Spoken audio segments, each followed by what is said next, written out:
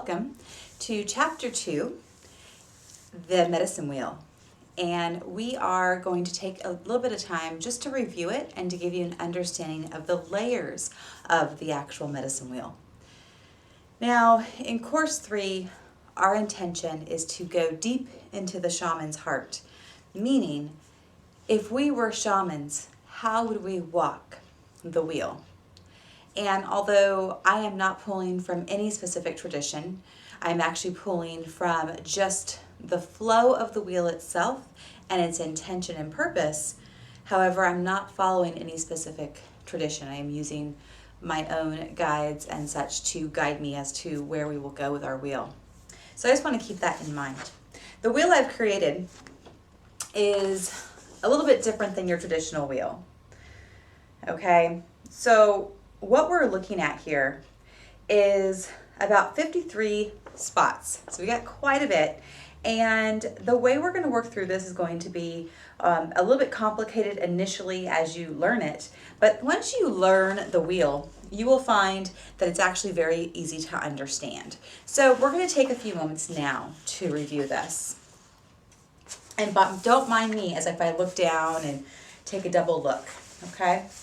So here is our wheel that we're going to be using as our template. And inside your book, you will see this broken down even further for you to be able to review.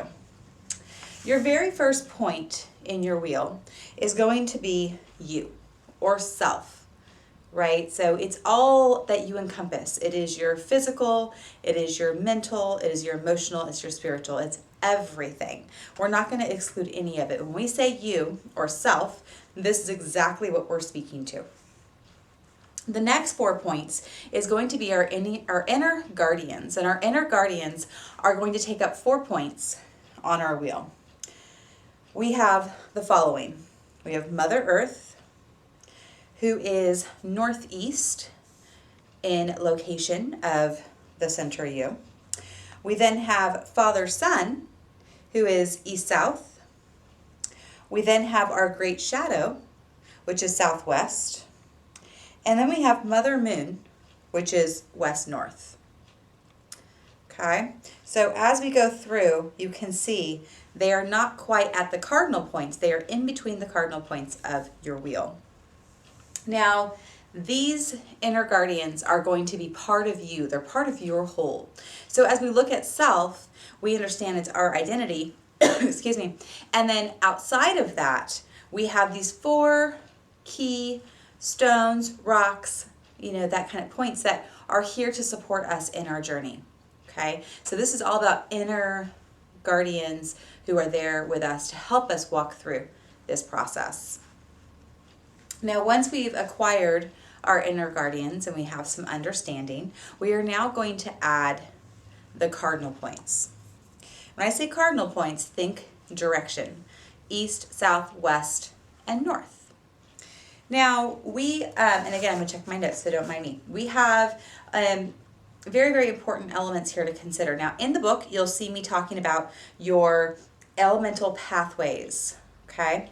And then you'll hear me talk about your element guardians, or your 4 element guardians. So I'm going to point out the 4 element guardians first, just because I want you to understand this is the flow that we will go in as we go through the book. So once we have our inner guardians and ourself, we then go into the east and we connect with our air guardian. And our air guardian is going to be this one big dot. So if I were going to say, okay, so here's this big piece of my puzzle, my air guardian, then I know I'm going to have a fire guardian, I know I'm going to have a water guardian, and I know I'm going to have an earth guardian. So the way this is going to work is these guys are going to be like umbrellas of the inner work we're about to do. They are here to help us work through that specific element. So we know that these elemental guardians, that we have 4 total, those elemental guardians are going to be very, very essential in our journey as we're working through certain elements. Now, the way this is going to work is we're going to walk a path. And this path is going to start from our inner self. There are 4 stones, steps, or points to working the inner pathway. So let me explain this to you. The element pathway goes like this. Our first spot and the furthest on the inside is going to be about working with our inner spirit. Okay? And again, you'll learn more as we go. The next one is our surface spirit. The third one is the lesson. And the fourth one is going to be the gift. Okay? So again, we have our inner, our surface, our lesson, and our gift. Okay? And we're going to have this really beautiful flow that goes from the inside out. So in the element of air, I'm going to work from my furthest east point all the way to my outer east point, and then I have my air guardian. Okay? So now you can take, with your diagram, you can take a look how you can now have these points completely filled out, and now it looks like you have a cross or a plus sign with your cardinal points completed. Now, once you've completed this, your next point is going to be your element connectors. And your element connectors truly do help the wheel connect. It becomes a wheel at this point, right? It goes from being 4 directions to actually creating that wheel altogether, okay? We're going to move clockwise. So keeping that in mind, let's say we started with the element of air. We then have 5 points that will connect us to south. 1, 2, 3, 4, 5. And now we've moved into south, okay? So here's what I recommend. You have those stones in the center of self, and the stones that we talked about. You have you, and then you have Mother Earth, Father Sun, Great Shadow, and Mother Moon. I would take Father Sun to start with, and I would take directly outside of him, so you have a perfect line. I would draw a small stone or a small circle here, and this is going to be like my midway point, right? So then I know I have 2 steps to the left of that stone, and I have 2 steps to the right of that stone. And now I get this perfect circle. It just keeps it nice and pretty, right? Also, it does have significance. That middle stone, that third stone, does have a significant point. So we want to make sure it's all in alignment with those inner guardians as well, because we'll be working with those inner guardians when that work is completed, okay? So it's going to be really important that you keep those connections happening.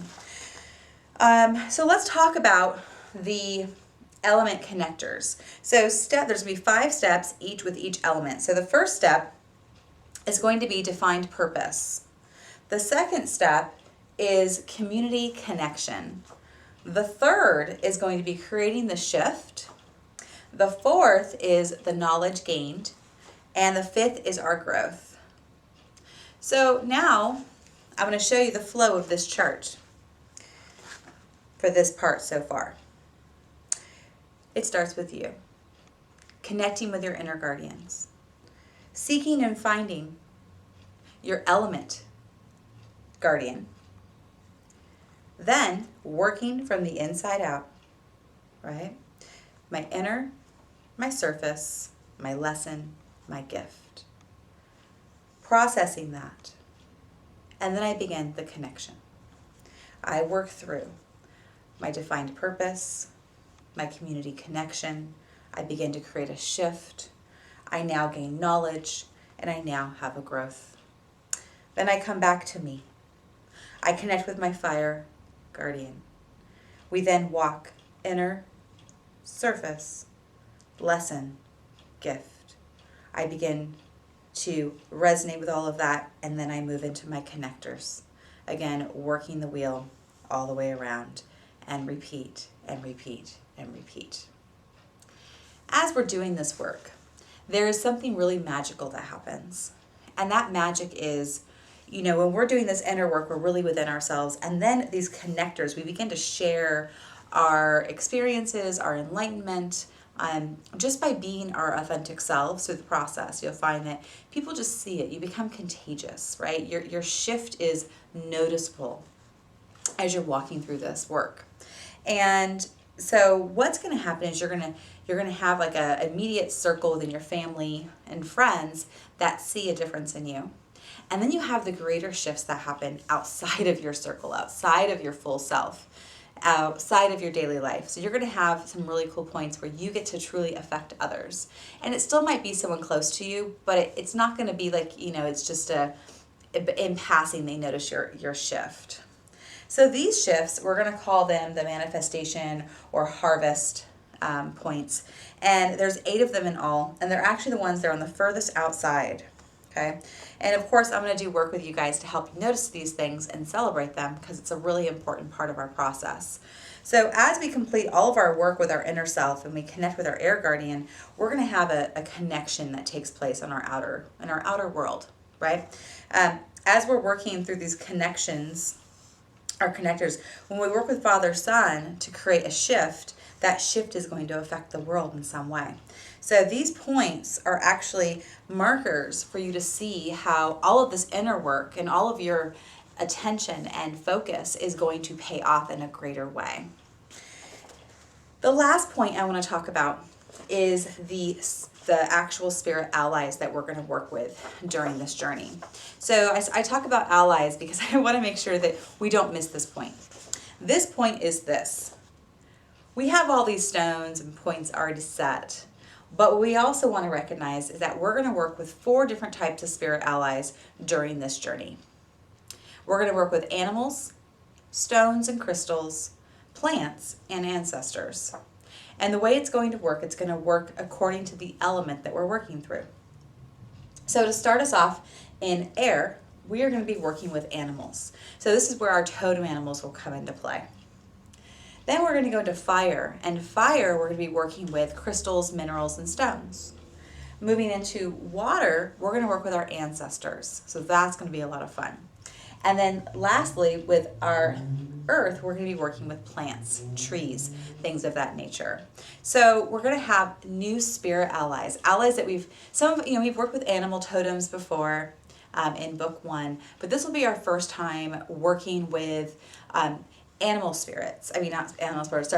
spirits, crystal spirits, and then really digging into our ancestor work. So you have in the very, very, very beginning, it's going to feel familiar. You may be used to working with animal totems, but as we get deeper into this work, you get to look forward to working with new energies and new spirit allies through the actual journey as well. So that is about it for now. That's our introduction to the medicine wheel through the shaman's heart. And I look forward to taking this journey with you. I hope that this serves you well. And again, in your book, it's broken down in even more detail, but I just want to take a moment to give you my understanding as far as what I really want you to take away from this medicine wheel. Hope you have a blessed day. Talk to you next time.